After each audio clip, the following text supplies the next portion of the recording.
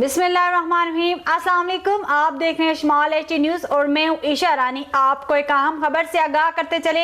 नून league का election के लिए जलसों का इफ्तिताह। लाहौर शाहदारा टाउन में नून लीगी रहनुमा मलिक रियाज ने जलसे का इनेकाद किया, जिसमें मरियम नवाज ने लोगों से खिताब किया।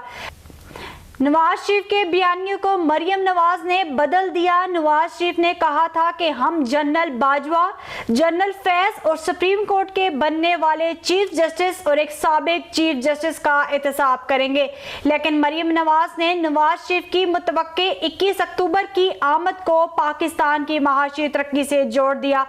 मरियम नवाज की तकरीर के दौरान पीटीआई और इमरान खान जिंदाबाद के नारे लगते रहे।